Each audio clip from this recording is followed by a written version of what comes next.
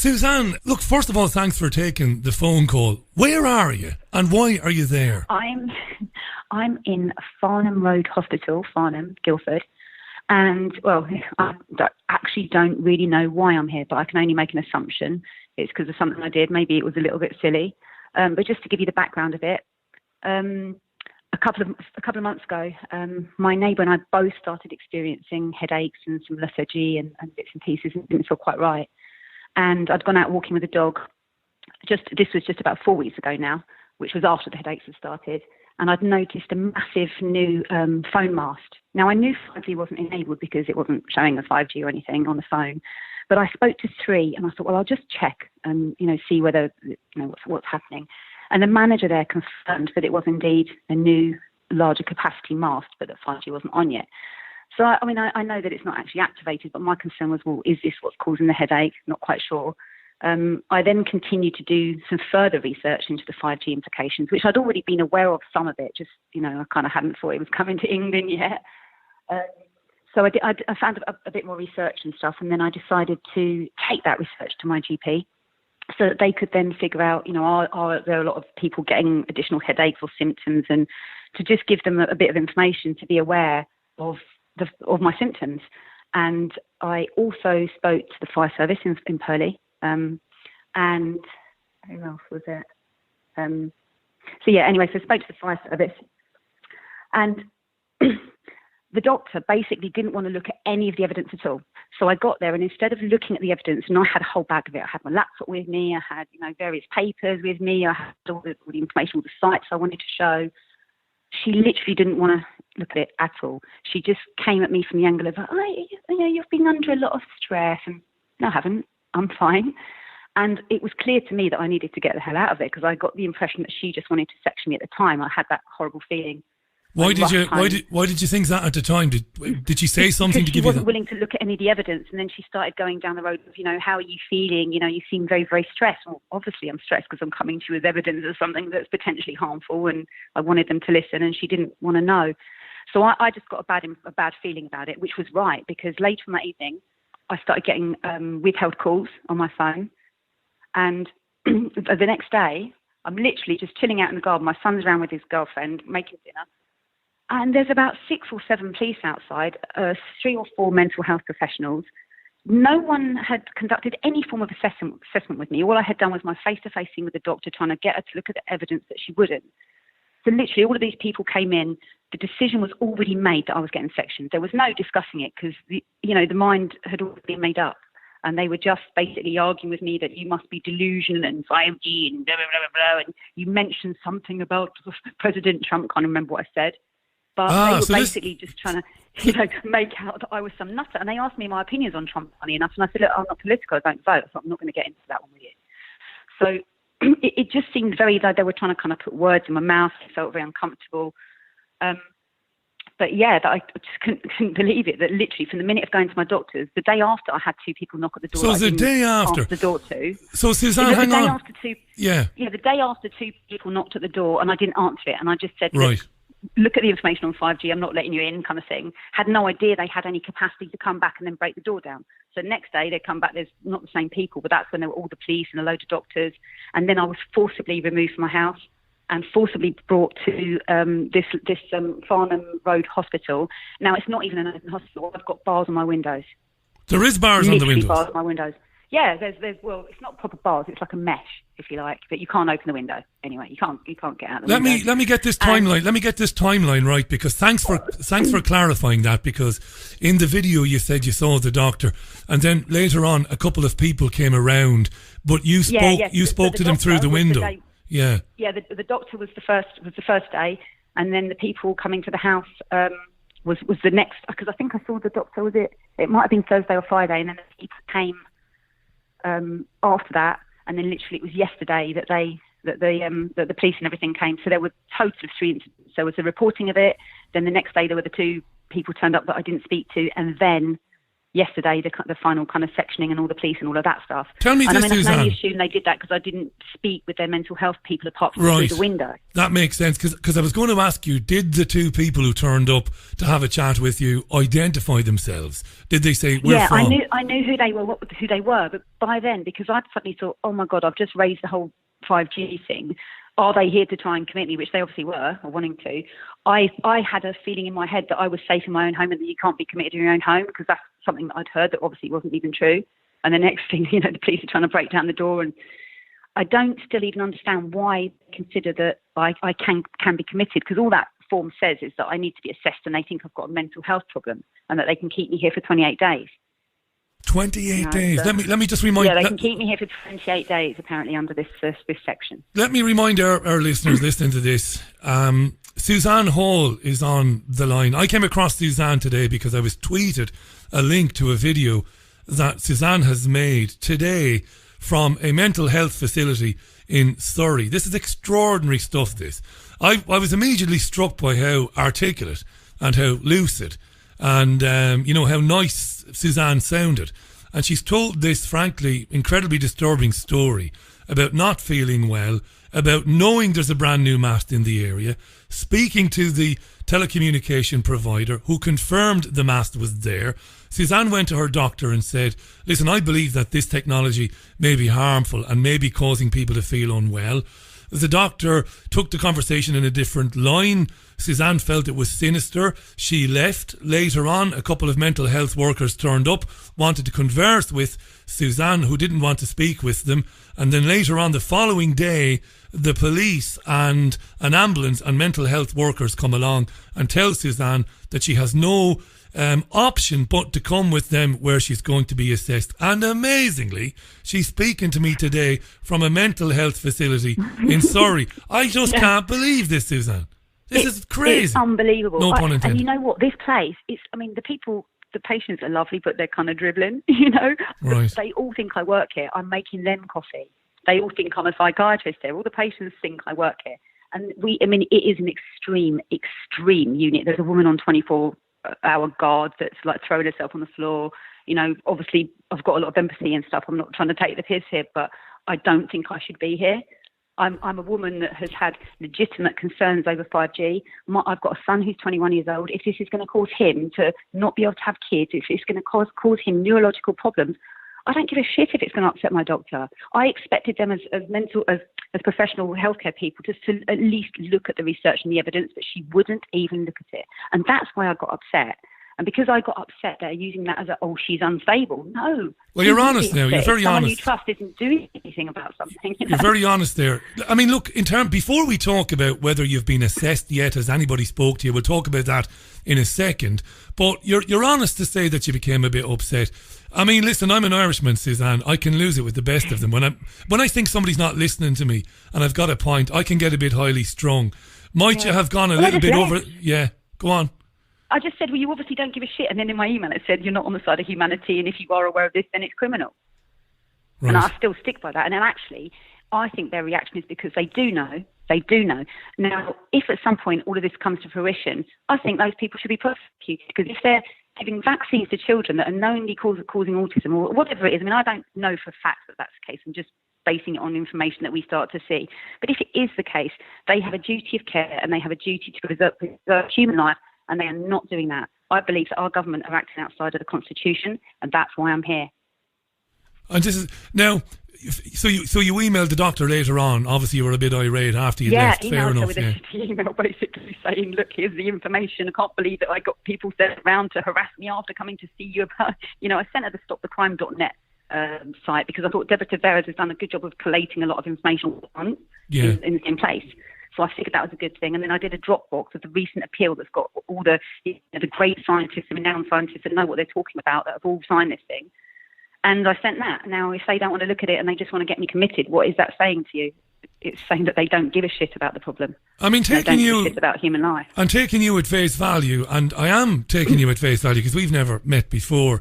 And like I said, I stand by what I said, articulate, lucid, obviously passionate about it. I mean, I am. I share your concerns about these things. I speak to people, not always activists. I often have academics from some of the, most well-known institutions, educational institutions, who agree with you in terms of your concerns. This is outrageous.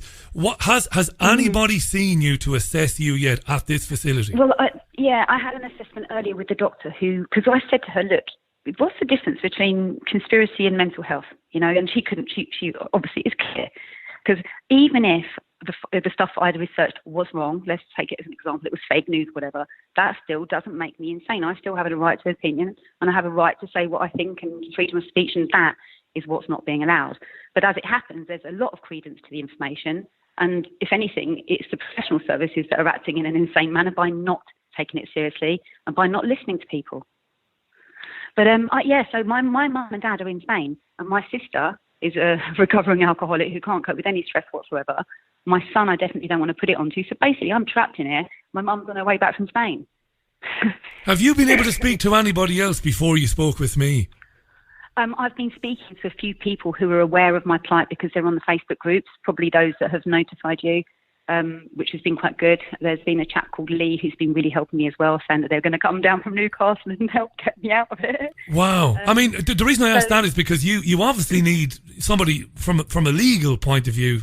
Well, you need help, right? Now that they're saying they might let me out, it might be Friday, but the question is, do I need to wait till then? I just don't know. It looks like I might have no choice, because there's another option where you can go to kind of a tribunal thing, but that's 2 weeks. So if she's suggesting I might be out when she gets back on Friday, then it's better for me to just wait. But the point being, then what do I have to do after that? Am I going to have to start checking in with a home care team every week and tell them, no, I don't think 5G is a danger now, I'm all fine, and what am I, a clone with a smile on my face now? It's like, what? We'll send you off to a re-education centre where you learn never again to have an opinion on anything. Yeah. Well, thank God I didn't mention MK Ultra. And you know what? I literally had to not mention half the stuff. Oh my God, I just can't, it would be so good if we had a big cleanse of the swamp over here, wouldn't it? But at the end of the day, my concern is that this can happen to me, and I'm a professional woman who's worked for 20 years, project manager in a professional capacity. It can happen to anyone. It really can happen to anyone, and this shouldn't be allowed. It just shouldn't. All for a conspiracy. Well, it's not all for a conspiracy. It's all because you've asked a question. Yes, you're asking questions. Listen, only this week I had a professor emeritus from Washington State University on this program saying that, wait for it, Suzanne, saying that when this is rolled out eventually, we're going to see on a massive scale infertility. Basically, nobody will be born. He reckons it's going to be the death of birth. And this is an academic, not a conspiracy theorist. He's an academic. Yeah. And I'm worried about it. To add to that, I used to wear my BlackBerry around my waist for many, many, many, many years, and I suffered a significant number of miscarriages, which I now believe could have been relating to that. Now, I don't know about other women. I don't want to start getting people worried and upset about this stuff, but it is an important thing to think about, because we don't know. Maybe at that time 3G was even causing a problem. We really don't know the true effects of this stuff, and we don't know how it's affecting fertility because we're not getting true statistics, because we're just not getting honesty from the government, and that's why there needs to be a significant change. There's not been a single human health impact study done on this technology. This is just going to go ahead without any testing of it, without any looking at it, despite many men and women, again, from academia saying, listen, this is very dangerous and this should be properly, thoroughly researched before being applied, but they're just going to roll it out. And that's the way it is. They don't care. And the point is, we don't even need faster than 4G at the moment. And why the hell do we want to get a shitload of ugly looking antennas putting up? It's going to look like all those solar wind things do. It's going to be everywhere. It's going to look hideous, and there's going to be no escape. They're also on the motorway just outside my house, just down the road from my house. It's like about a mile away. They are installing smart meters in motorways now. So you're going to have you've got your Sky Q box. You might have one in each room. That's 4 lots of Wi-Fi. And your phones. That's another 4 lots. And then you've got your smart motorways. Then you've got smart bloody everything, haven't you? So literally, and if this is all going to be thrown at us at 400 times the radiation we're currently getting, if it's 400 times, I think it was around there, then you can imagine the consequences.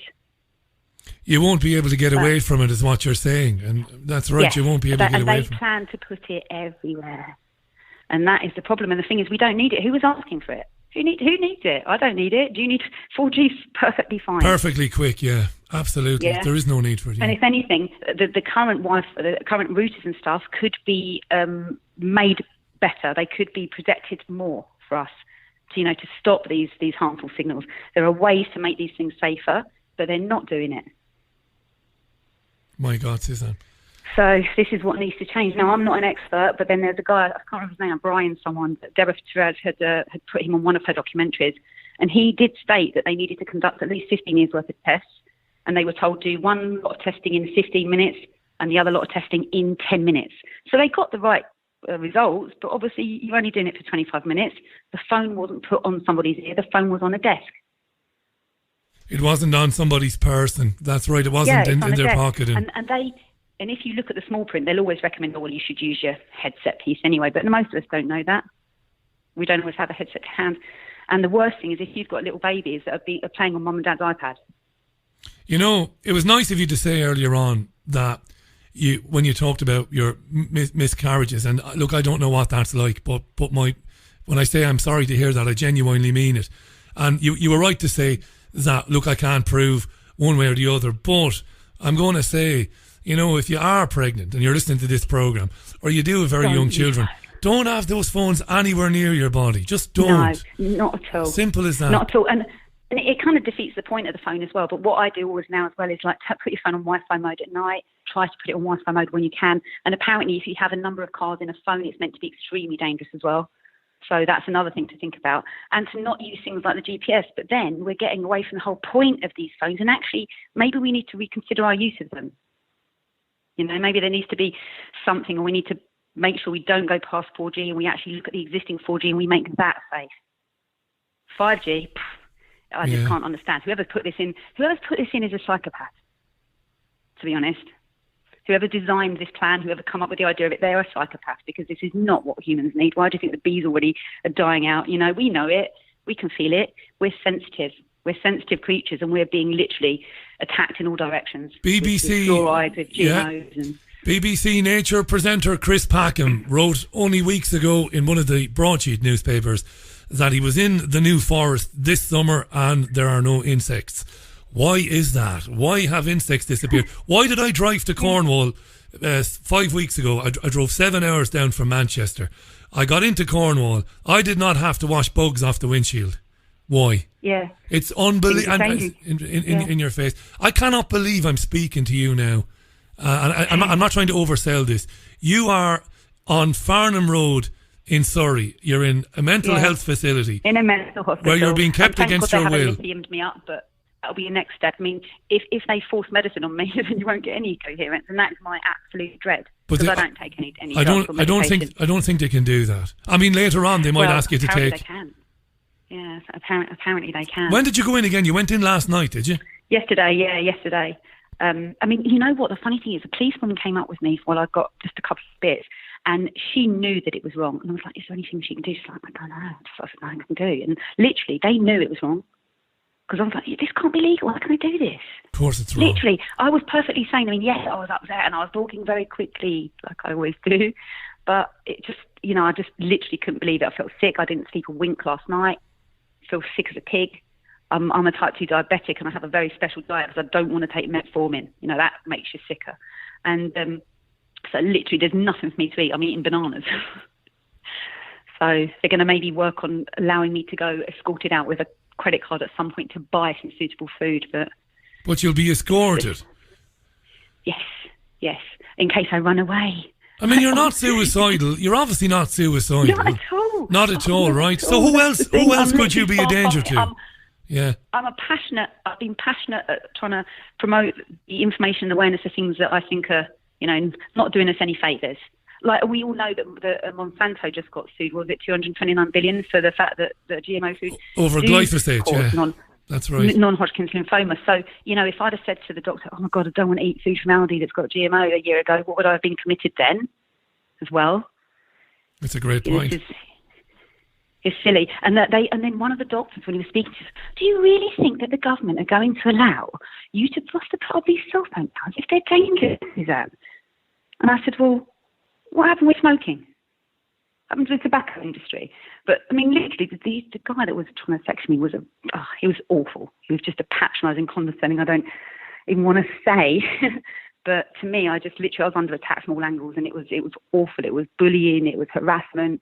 It was a very scary, intimidating position to be in. You know. I can't imagine it, and you have my genuine sympathy there. Is there anything at all? I mean, this will be going out on the radio in a couple of hours' time, but in the meantime, is there anything I can do for you? And is there anybody I can call? I mean, it's great that you have the phone there at least, and you can chat. But is there anything I can do, or do you think there's anything any of our listeners might be able to do? What I'd like to do is, I'm hoping I'm going to get out of here. I don't want to make too much of a fuss until I do. But what I'd like to do, I think we should be able to take them to court for what they've done. I think we need to put exposure on the other side. I think we need to put them under the limelight. How? I don't know. We need legal professions that understand the law. We need professions that understand our constitution, that can get back to our constitution. Because at the minute, I don't think there's any form of law. Not when people can do what's been done to you. And the great thing is, of course, the correspondence that you sent to the doctor. It's all there. It's all on the record. So if there's nothing in that, in terms of if there's nothing that could be, that somebody could say, well, look, this lady is obviously unwell and we were worried about her self-harming. There's obviously nothing like that in the documentation. Yeah, exactly. So you might very well have a case. I'm not going around, I'm not being aggressive, and if at the end of the day the cell towers go up, it's not that I'm, what will I do? I'll just have to try and limit my access and just try and be more careful. I mean, God knows what any of us are going to do. But it's as if they seem to think, what do you think I'm going to go around and start attacking people? Like, honestly, I'm not an aggressive person whatsoever, so it just doesn't make any sense. So to me, I just don't think they had any real reason. I think that the doctor was concerned because I think she knows.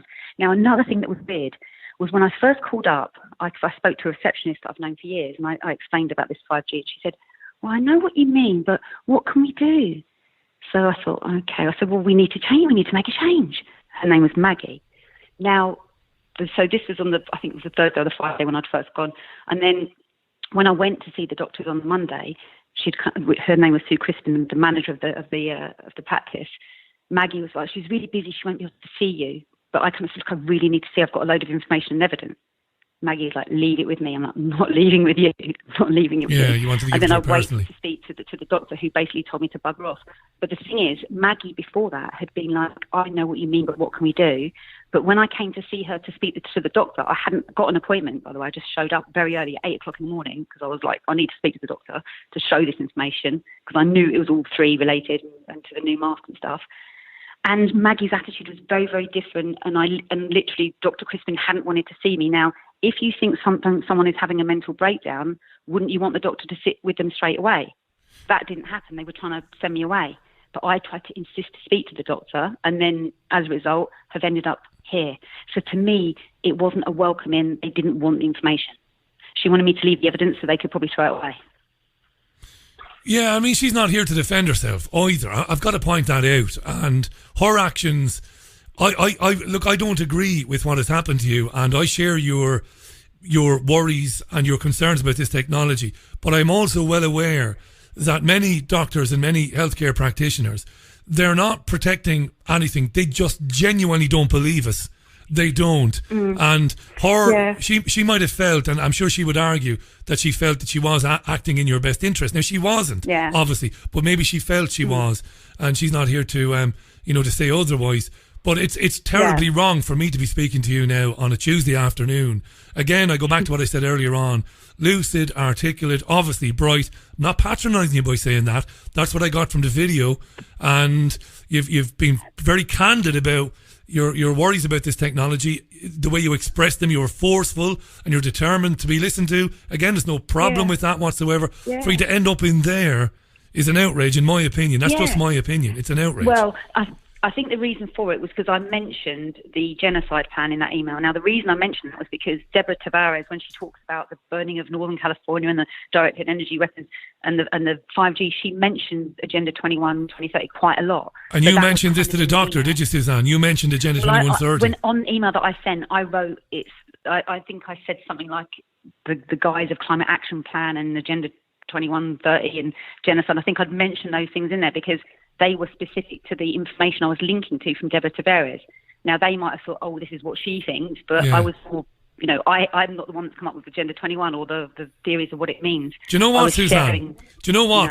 On that, this is really important. You're going to want to smack me in the face now, and you can if you want. I absolutely believe Agenda 2130 is a real thing. I've had so do I, but people I talking can't about. say that while I'm in here, or I won't be let get out. Well, see, this is the thing, and this is why I wasn't. When I said I have sympathy of sorts with the doctor, I have more sympathy for the doctor now, even though you're right. It's a paradox, right? Because the doctor doesn't know anything about any of this.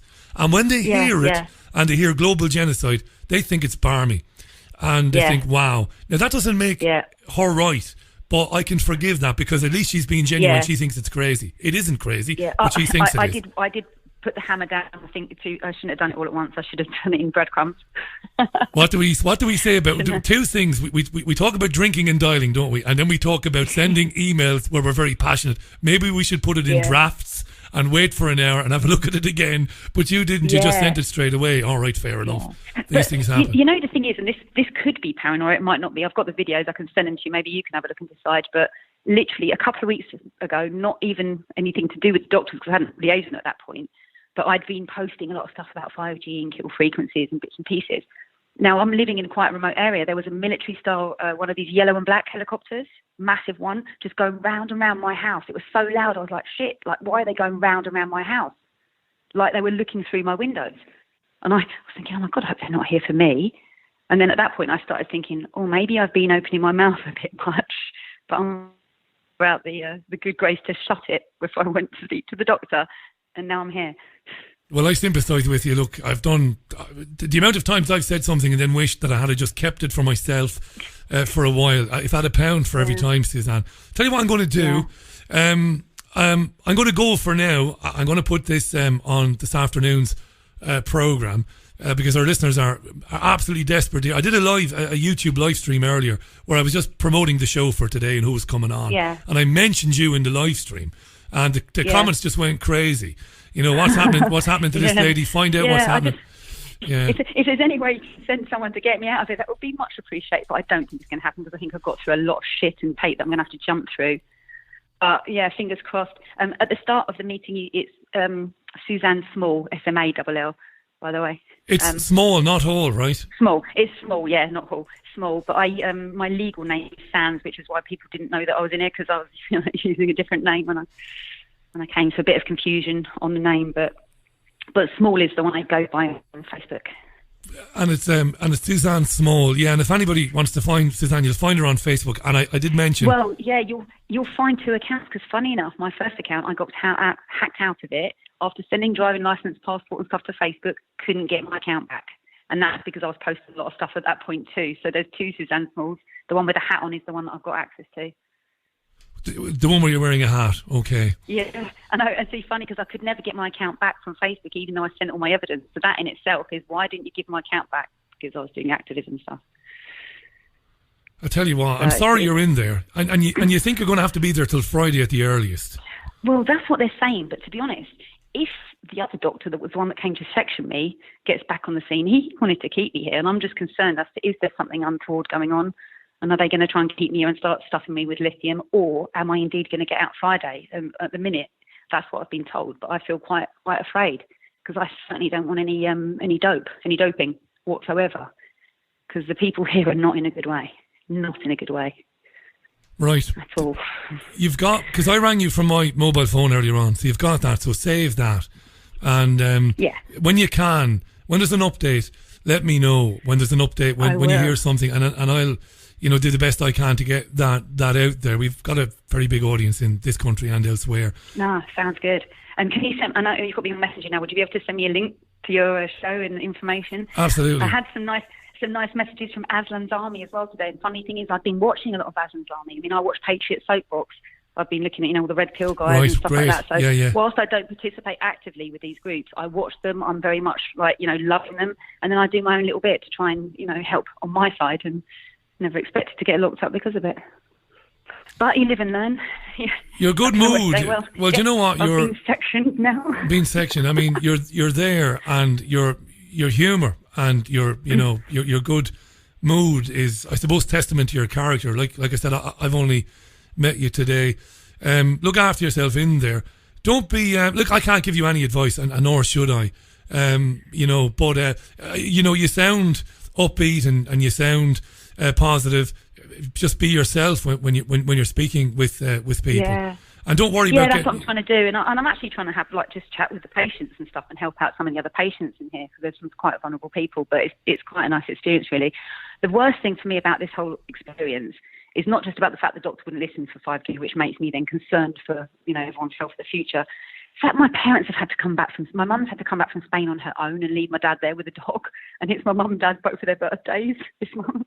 I've ruined my mum and dad's birthdays, and they're having to haul back to England because of this. And it's such a shame. It's a real travesty, Well, you need them around you. And they can't just get a flight.